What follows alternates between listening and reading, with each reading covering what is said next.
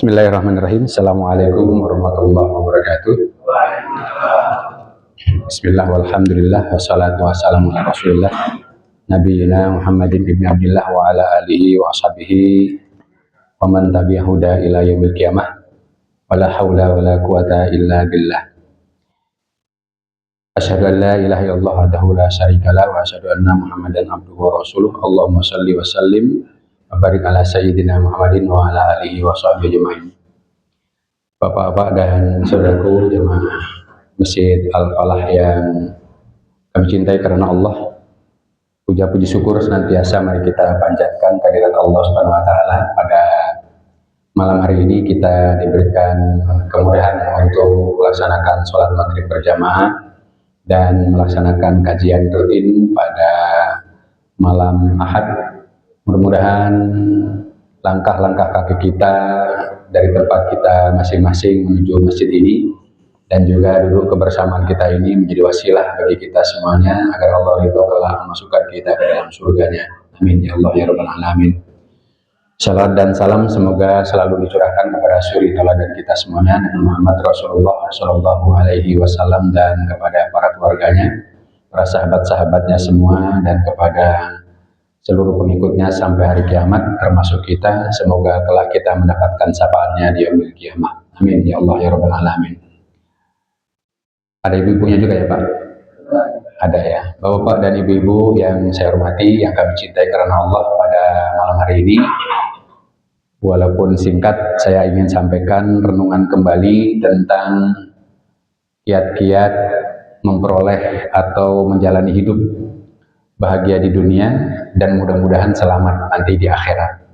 Ini akan kita jelaskan kembali untuk menjadi bahan perenungan bagi kita. Sekali lagi, ini bahan perenungan, tidak bermaksud menggurui siapapun, tetapi ini adalah untuk perenungan kita bersama. Banyak orang yang ingin hidup bahagia dan berusaha untuk mencapainya, ya, karena ada kelompok manusia, ada orang-orang beriman, ada orang-orang kafir, ada orang-orang munafik.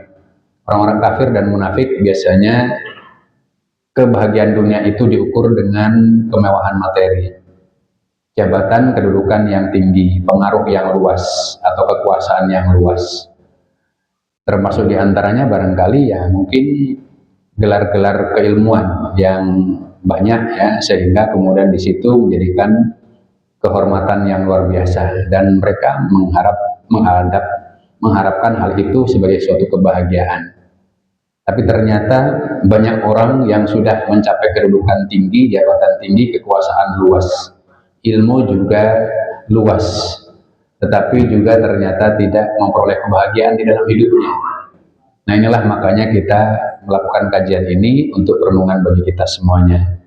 Nah, sebagai muslim, sebagai orang beriman, kebahagiaan itu diukur dari bagaimana kita menjalani kehidupan dunia ini sesuai dengan bimbingan petunjuk dari Allah Subhanahu wa taala. Kita bisa buktikan apabila kita memiliki cita-cita, kemudian kita bisa mewujudkannya cita-cita itu dengan perjuangan.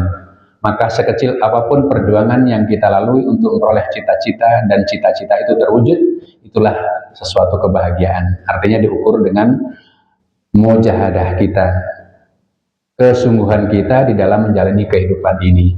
Nah, ada beberapa kiat untuk mendapatkan kebahagiaan hidup di dunia dan mudah-mudahan selamat nanti pada saat kita kembali menghadap Allah Subhanahu wa taala di alam akhirat. Yang pertama yaitu dasari hidup kita dengan dua kalimat syahadat, artinya iman dan amal soleh. Inilah yang disebut dengan kalimat syahadat, la ilaha illallah Muhammadar Rasulullah. Karena la ilaha illallah konsekuensinya adalah beriman.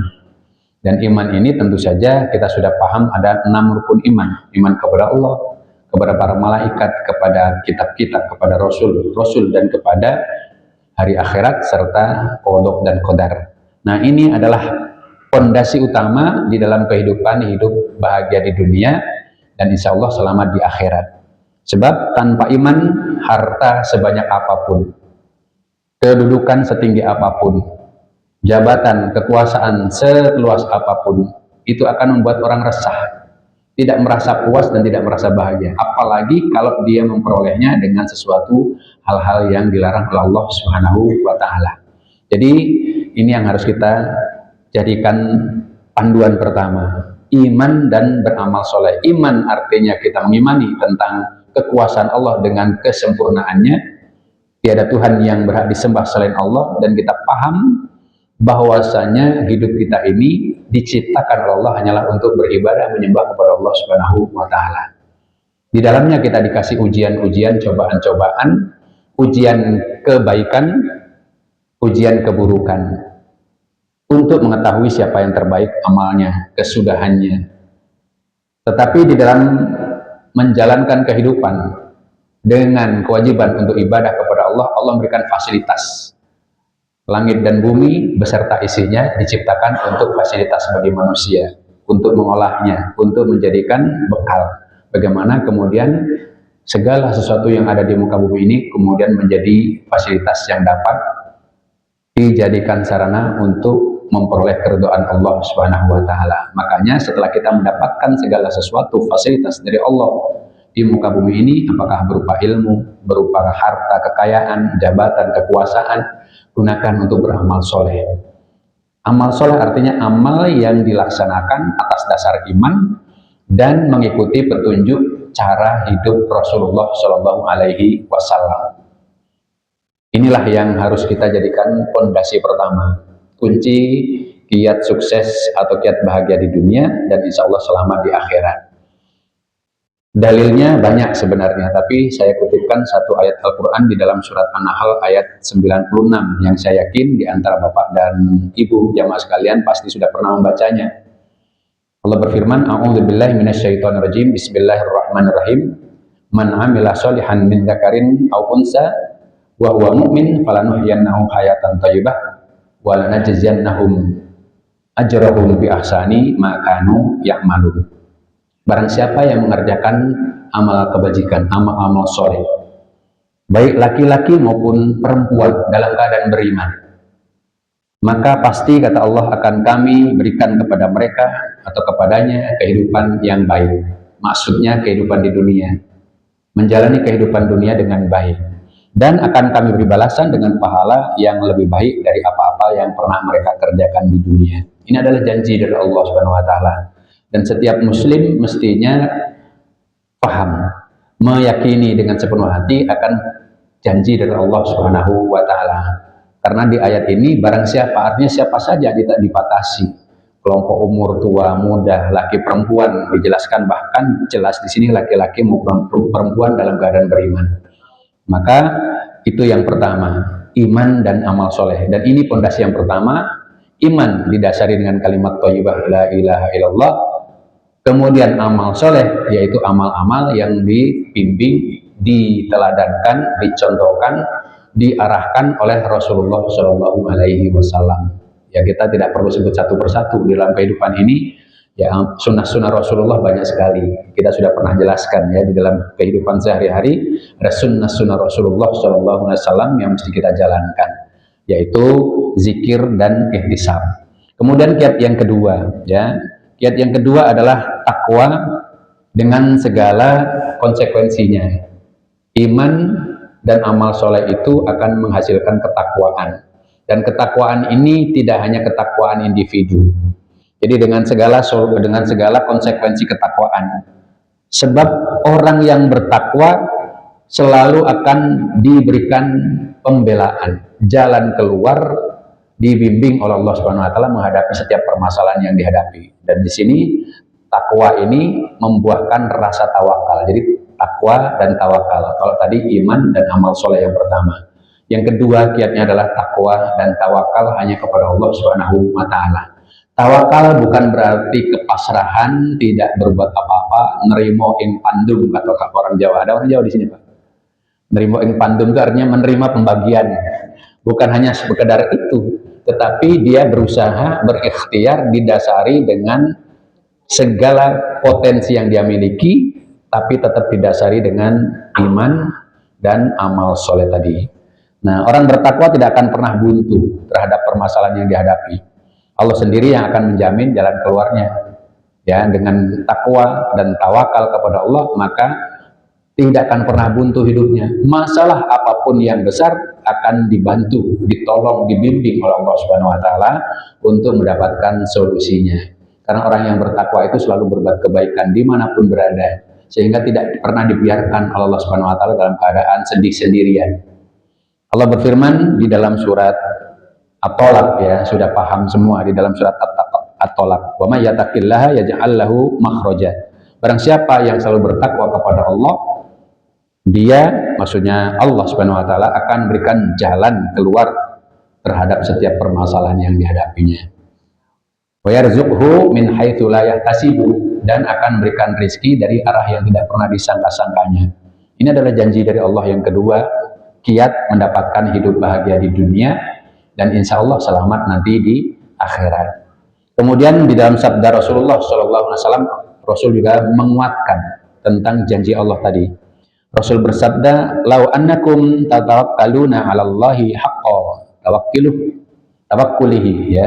"Lau annakum tatawakkaluna 'alallahi haqqa tawakkulih, arzaqakum kama yarzuqut tayr tagdu khimasan wa taruhu." Andai kalian hanya bertakwa dan bertawakal kepada Allah dengan yang sebenar-benarnya tawakal, niscaya dia, maksudnya Allah, akan memberi kalian rezeki sebagaimana dia memberi rezeki kepada burung, di mana pagi hari keluar dalam keadaan lapar dan sore hari kembali dalam keadaan perutnya kenyang.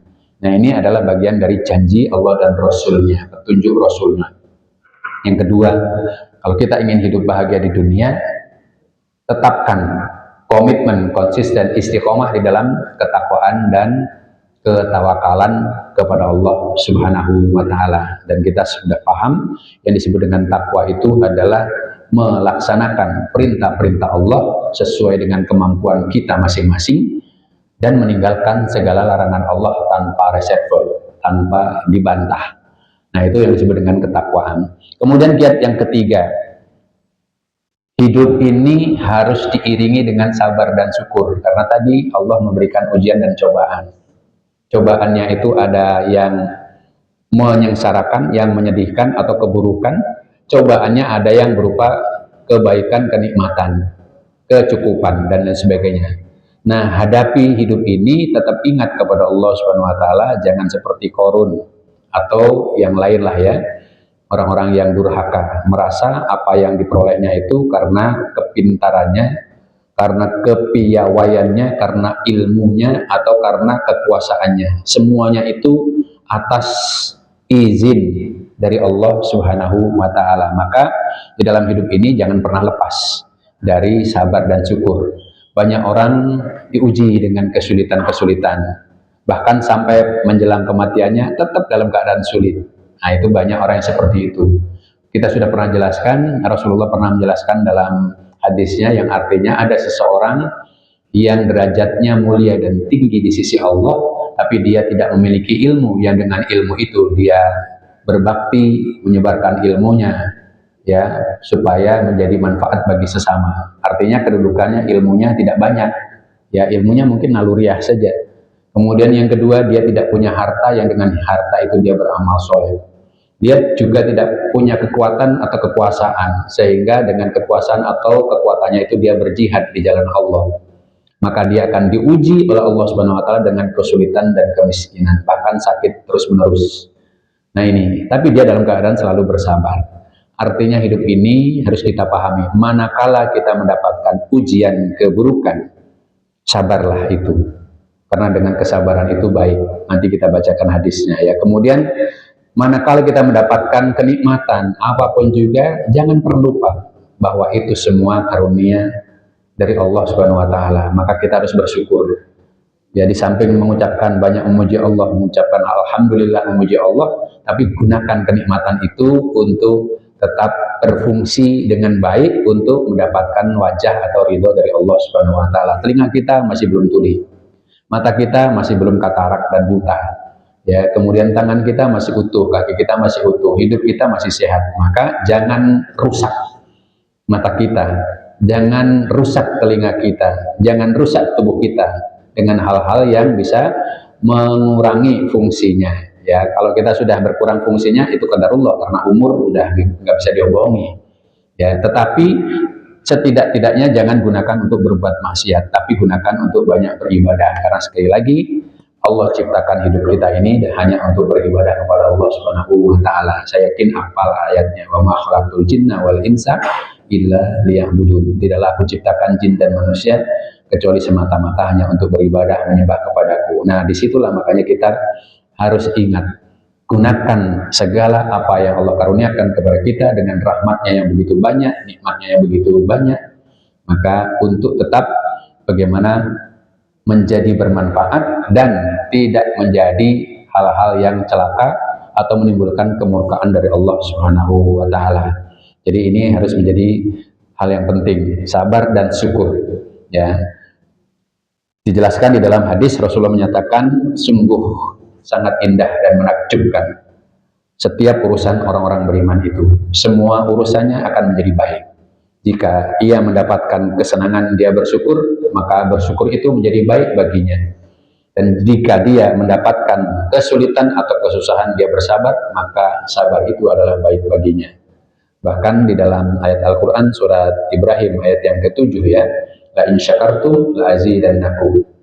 Apabila kalian bersyukur, maka pasti aku akan tambah nikmatku kepada kalian. Nah, ini harus menjadi motivasi yang ketiga. Kemudian kiat yang keempat, jaga hubungan baik dengan Allah dan dengan manusia. Tadi imam kita membaca surat Al-Imran ya. Di situ dijelaskan hablum minallah, hablum minan nas. Kewajiban kita hidup di dunia ini harus tetap menjaga hubungan baik dengan Allah dan hubungan baik dengan sesama manusia. Kunci untuk menjalin hubungan baik kepada sesama manusia, kuburkan sifat takabur, termasuk kepada keluarga kita sendiri. Jangan merasa kita kuasa. Saya kan suami itu kan pemimpin. Kemudian semena-mena kepada istri misalnya begitu ya, atau semena-mena kepada anak-anaknya dan sebagainya. Tetap harus menjadi pemimpin yang bukan demokratis itu ya, bersahaja, rendah hati, selalu membimbing ya, karena suami pun akan diuji dari istri dan anaknya untuk menjadi musuh. Kadang-kadang menjadi musuhnya, musuh berdebat, musuh yang lain gitu ya. Itu Allah juga takdirkan, itu juga ujian. Di dalam surat At-Taghabun ayat yang ke-14 ya. Wahai orang yang beriman, ya di antara istri-istrimu dan anak-anakmu akan ada yang menjadi musuhmu. Jika kamu tetap berlapang dada memaafkannya dan juga waspada terhadapnya, maka Allah akan mengampuni dosa-dosamu. Artinya apa? Kita harus menjadi orang yang baik terhadap sesama manusia, apalagi terhadap keluarga sendiri. Ya, jangan semena-mena. Hiduplah kemudian dengan cara yang baik. Nabi mencontohkan di dalam kehidupannya, maulanya saja tidak pernah dibentakkan begitu ya. Maulanya, pembantunya saja tidak pernah dibentak. Nabi juga pernah didebat oleh istrinya Siti Aisyah ya, dan juga Hafsah dan sebagainya. Bahkan di dalam riwayat itu istrinya sempat membanting nampan makanan gitu ya. Nah, ini kan artinya contoh dari Rasulullah juga sudah cukup banyak ya. Sehingga kita harus menjadi orang yang hablum minallah dan hablum minannas. Dan ini wujudnya adalah ketakwaan kepada Allah itu harus tampak di dalam akhlak yang baik terhadap sesama manusia. Kuncinya tadi rendah hati. Kemudian yang kedua, mudah memaafkan. Yang ketiga, menahan amarah. Ini di bulan Ramadan sudah pasti diterangkan. Ya, orang yang bertakwa itu orang yang mampu menahan amarahnya, kemudian mampu mudah memaafkan kesalahan orang. Jangan dendaman. Orang yang dendam itu penyakitnya banyak Pak. Ya, dendam itu seperti dengki, bisa menimbulkan banyak penyakit. Ya, maafkan saja, ya maafkan. Dengan memaafkan, tapi juga kita harus bernasihat. Tentu memaafkan dengan cara yang baik. Kalau sudah dimaafkan, kemudian dinasehati, masih tetap ngeyel, di situ perintah Allah, khudil afwa wa'mur bil urfi wa a'rid 'anil jahilin. Surat Al-A'raf ayat 199. Jadilah engkau pemaaf. Suruhlah orang berbuat kebaikan dan berpalinglah kalian dari orang-orang yang jahil. Ya, berpaling di sini bukan berarti kemudian melengos, tetapi apapun yang mereka katakan di orang jahil itu anggap tidak ada. Jadi begitu, maksudnya berpaling, cuekin aja. Nah itu yang ke berapa tadi? Keempat ya. Jadi jaga hubungan baik dengan Allah.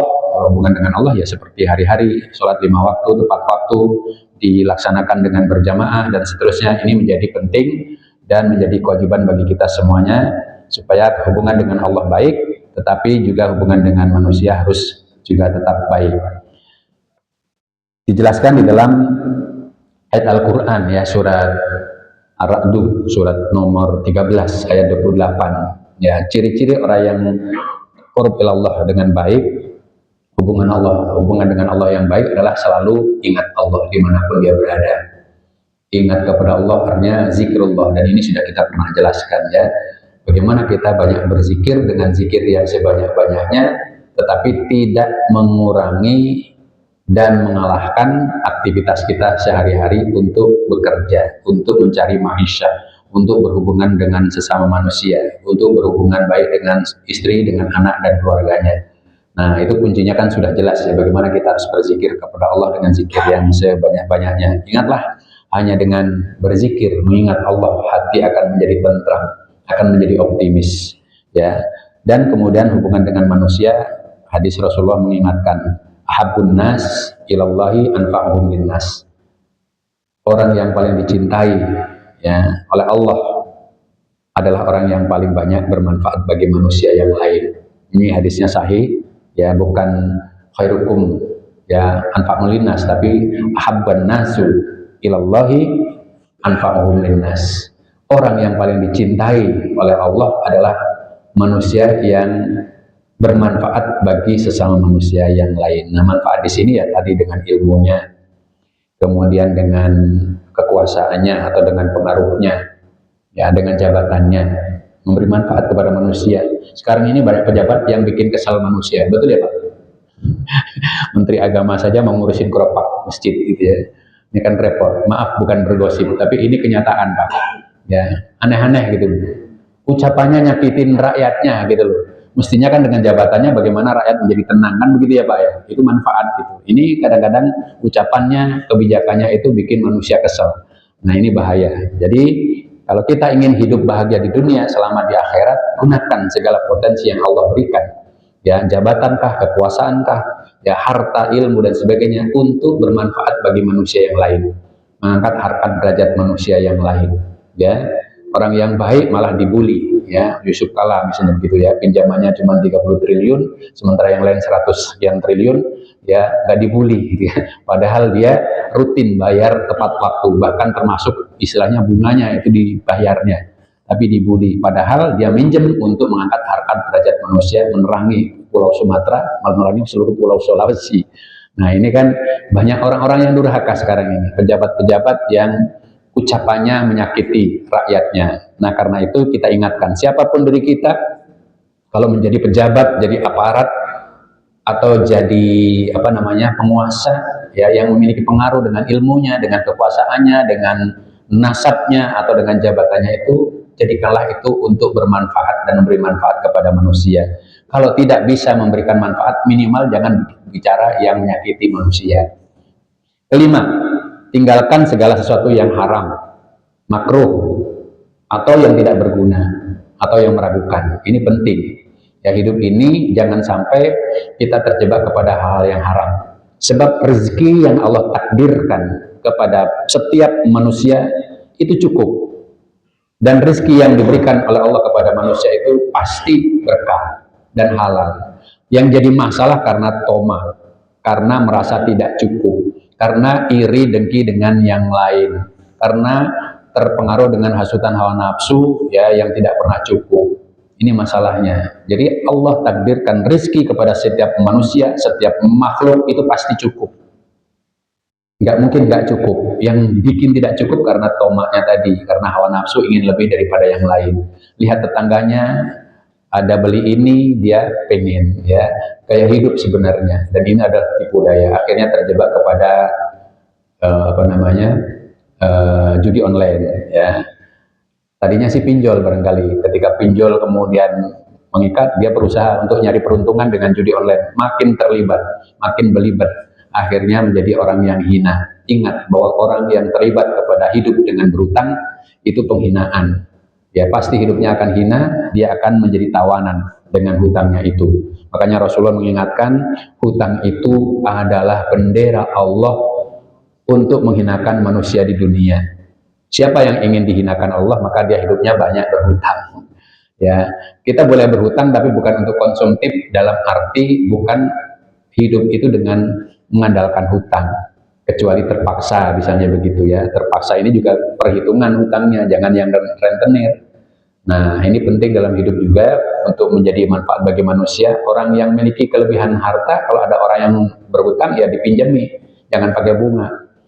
Kalau dia tidak mampu bayar, itu jaminan nanti untuk memagari dirinya dari api neraka. Artinya dia akan selamat pula nanti ketika kembali ke alam akhirat. Ini jaminan juga dari Rasulullah Shallallahu Alaihi Wasallam. Jadi sekali lagi, tinggalkan hal-hal yang haram. Ya, apa yang haram itu? Kalau kita kembali merujuk kepada ayat Al-Quran, segala sesuatu yang buruk bagi manusia itu haram, walaupun tidak disebut namanya atau perlakuannya. Nah, yang buruk-buruk adalah haram. Termasuk diantaranya yang disebut ahli hisab, Pak. Ahli hisab tuh ya, ahli hisab tuh yang hisab rokok, maksudnya gitu. Saya ambil data ini, saya dapat data terakhir barusan. Ya, jumlah perokok aktif di Indonesia tertanggal 29 Mei ya 2024. Ini informasi yang update tahun yang lalu. 2 tahun yang lalu, yang terupdate hari ini saya belum dapat ya. Ternyata jumlah perokok aktif di Indonesia 70 juta orang. Ya, diumumkan Kemenkes per 29 Mei 2024 berdasarkan SKI 2023. Ya, saya ingin dapat yang 2026 sebenarnya, tapi belum dapat yang dari apa? Yang update. Nah, dari WHO lebih parah lagi, 73%. Ya 73 juta ya dari WHO, catatan dari WHO. Nah kemudian per April, nah ini per April 2026 hari ini berarti ya, data valid terakhir yang bisa dirujuk adalah 70 juta perokok aktif. Ya ternyata trennya terus naik dari kalangan anak-anak muda dan kebanyakan kaum muslim. Ini jadi perlu diingatkan kembali, segala sesuatu yang haram itu buruk, atau segala sesuatu yang buruk diharamkan oleh Allah Subhanahu wa taala. Ini dalam surat Al-A'raf ayat 157 ya. Jadi orang yang beriman itu yaitu orang yang mengikuti Rasul, Nabi yang ummi, yang tidak bisa baca tulis, yang namanya mereka dapati tertulis dalam Taurat dan Injil, yang ada pada mereka, yang menyuruh mereka berbuat yang ma'ruf dan mencegah dari yang mungkar, dan yang menghalalkan segala yang baik bagi mereka dan mengharamkan segala yang buruk bagi mereka, dan membebaskan beban-beban dan belenggu-belenggu yang ada pada mereka. Adapun orang-orang yang beriman kepadanya, memuliakannya, menolongnya, dan mengikuti cahaya yang terang yang diturunkan kepadanya, itu Al-Quran, bimbingan Al-Quran, mereka itulah orang-orang yang beruntung. Nah yang namanya beruntung berarti kan bahagia di dunia, selamat insya Allah di akhirat. Jadi yang haram-haram itu pasti buruk, yang buruk-buruk diharamkan walaupun tidak disebut namanya. Ya katakanlah misalnya sampai sekarang ini ada yang meyakini makruh, maka makruh itu bisa dirujuk di dalam surat Al-Isra ayat 38. Ya, semua keburukannya itu, semua kejahatannya itu dibenci oleh Allah Subhanahu wa taala. Surat Al-Isra ya, surat Al-Isra ayat 38. Jelas sekali rokok itu jelas buruk ya. Banyak orang yang gelisah ya, yang kecanduan. Pintu masuknya narkoba dari rokok. Tadi sore ya, tadi sore jam sekitar ba'da zuhur lah ya, sampai menjelang asar. Datang seorang anak SMP sanawiyah kelas 9 ya, datang ke rumah. Ya, ibunya repotan ya karena kecanduan rokok, sehingga kemudian halusinasi. Masih rokok ternyata, belum yang lain, tapi sudah seperti itu. Nah, kemudian kita sadarkan tadi di ruqyah, ya kita bacakan ayat suci Al-Quran, kita jelaskan, kita bimbing kembali. Tadinya masih membantah, bukannya makruh Pak Ustadz gitu ya, nah gitu ya, masih makruh. Ya. Orang yang suka merokok itu biasanya ada dua, Pak. Ketika dirujuk atau diingatkan bahwa rokok itu haram, dirujuk dengan Al-Quran dan Al-Hadis gitu ya, biasanya kemudian ada dua. Dia sombong, merasa dirinya lebih pintar daripada yang beritahu. Kemudian setelah itu dia memiliki, kalau yang orang biasa, biasanya dia akan memiliki sifat minder. Karena apa? Segala potensi dirinya kemudian berkurang. Mohon maaf, termasuk kejantanannya akan berkurang. Rokok itu ya, apalagi kalau ditambah ngopi dengan gula, ya makin parah gitu ya. Jadi sehingga kemudian masih kecil saja sudah merasa nggak mampu, sudah merasa bukan sebagai laki-laki. Nah ini gayanya di luar seperti hebat, seperti iklan rokok itu kan orangnya yang iklannya maco-maco ya Pak ya. Ya iklan rokok itu gayanya orang hebat, tapi sebenarnya di dalamnya orang-orang perokok itu adalah orang-orang yang minder, ya memiliki apa kelemahan di dalam dirinya, ditutupi dengan gaya hidup yang seperti orang yang jantan, padahal sebenarnya dia adalah orang-orang yang tidak memiliki kapasitas kejantanan. Nah ini ternyata benar adanya gitu ya, banyak orang-orang yang korban merokok ini ketika konsultasi dengan kita minta diruqyah dan sebagainya, ya kita tebak saja ternyata dia mengakui ya hal-hal yang dialami terjadi pada dirinya. Padahal di iklannya kan juga jelas ya Pak ya, rokok itu menimbulkan hipotensi, kemudian kerusakan paru ya, menggugurkan janin dan sebagainya. Udah jelas itu perusahaan rokok jujur sebenarnya. Tapi kita sendiri yang kadang-kadang disampaikan yang jujur tapi nggak percaya. Itulah dunia. Orang yang jujur sekarang ini nggak dipercaya, tapi orang yang suka bohong malah dipercaya. Ya Pak ya. Nah disinilah makanya kita harus ingat, tinggalkan segala sesuatu yang haram, yang makruh, dan yang tidak bermanfaat. Ya jelas sekali rokok itu keburukannya banyak. Dokter-dokter ahli penyakit dalam, ahli paru, dan yang meneliti rokok ini kan sudah mengatakan ada 46 macam efek negatif di dalam tubuh. Dan perokok yang pasif, apalagi kalau di tempat umum, di angkutan umum, itu dia berbuat zolim tanpa disadari. Ya, sebab orang yang tidak merokok tersinggung tapi nggak berani negur, Pak. Ketika negur malah diomelin. Ini kan kendaraan umum, kalau nggak mau ya naik kendaraan pribadi aja. Saya pernah ditegur begitu ya. Akhirnya kita nggak pernah mau naik kendaraan umum gitu ya. Bahkan supirnya ditegur juga malah ngomong gitu ya. Ya udah kita turun lagi kan gitu. Ya kita ngomong kan sudah ada perda di Kota Bogor ini, perda anti rokok yang di tempat-tempat umum, tapi malah marah gitu ya. Sudah kita akhirnya turun, nggak jadi naik, turun sekeluarga. Ya sudah, karena dia gitu, bang jangan rokok dong, kami kena flu nih kalau rokok nggak tahan. Ya kalau nggak jangan naik kendaraan umum dong Pak, gitu ya. Udah kita turun ya, padahal kita berlima. Akhirnya dia pergi nggak punya penumpang ya. Nah itu karena songong gitu malah ditegur malah gitu. Mestinya kan dia juga sopan karena kita penumpang mesti dilayani. Nah begitu ya. Jadi ini bahaya juga, orang yang rokok di tempat-tempat umum, mengotori udara ya, mengganggu ya, karena perokok pasif akhirnya apa? Dia secara tidak sadar menzalimi orang lain. Kemudian yang terakhir ya, yang keenam. Nah ini yang penting juga ini. Keenam ini penutup, karena kita bakal mati ya, maka kita harus selalu mengingat kematian. Tapi ingat kematian ini bukan berarti harus menakut-nakuti. Maksudnya bahwa kita pasti akan mati, dan mati itu bukan penutup segalanya, karena mati adalah pintu masuk untuk menghadapi kehidupan yang lebih abadi, akan menghadapi pertanggungjawaban. Maka kita harus menyiapkan kematian kita. Maksudnya apa? Berbekal ya tadi, berbekal iman dan amal soleh ya, berbekal ketakwaan, ketawakalan ya, kemudian berbekal manfaat kepada manusia supaya pertanggungjawabannya jangan dipersulit ya, diberi kekuasaan digunakan untuk apa, kan itu bakal ditanya ya. Jadi ingatlah kematian, bahwa kita pasti akan mati, dan mati itu tidak bisa ditebak kapan dan di mana, dalam keadaan apa. Kalau sudah saatnya nggak bisa minta diundurkan. Di dalam surat Al-Munafikun ayat 10 kan jelas ya. Jangan sampai menyesal kayak orang-orang munafik itu ya. Berilah aku tangguh barang sebentar saja supaya aku dapat berbuat kebaikan dan beramal soleh ya, kan begitu ya. Di dalam surat Al-Jum'ah Al-Munafikun ya. Jadi dijelaskan di situ. Ya di ayat yang ke-9, 10, 11 itu ya ayyuhalladzina amanu la tulhikum amwalukum wa auladukum an dzikrillah.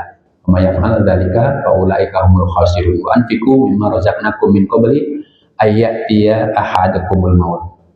Qalu, kemudian dia minta ditangguhkan barang sebentar saja supaya aku fa'asaddaqa wa aku minas sholihin, supaya aku membenarkan kalimat-kalimatmu dan dapat beramal soleh. Jangan seperti itulah.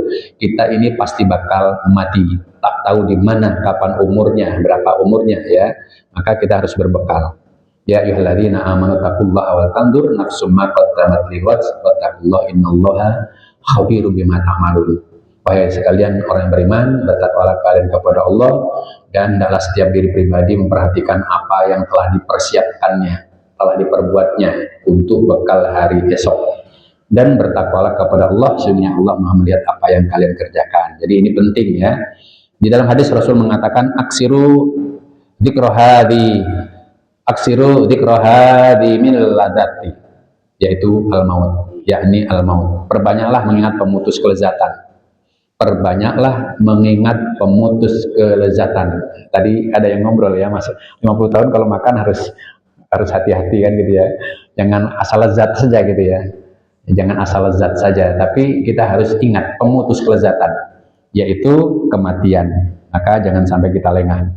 Orang yang cerdas menurut Rasulullah bukan yang pendidikannya tinggi, gelarnya profesor, kiai haji, jenderal dan sebagainya.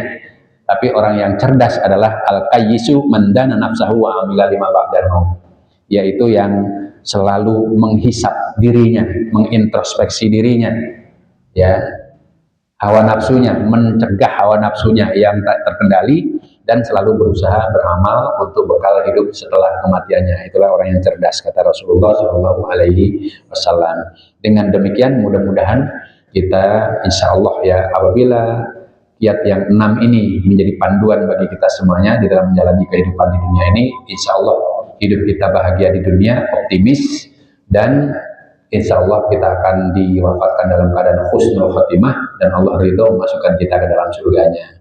Dan kita berdoa untuk itu, semoga Allah kelak semuanya mematikan kita dalam keadaan husnul khotimah dan mentakdirkan kita ridho oleh Allah mendapatkan surga yang dijanjikannya. Demikian wallahu a'lam bishawab. Sebelum saya tutup, saya minta maaf yang sebesar-besarnya kepada Bapak dan Ibu jamaah sekalian.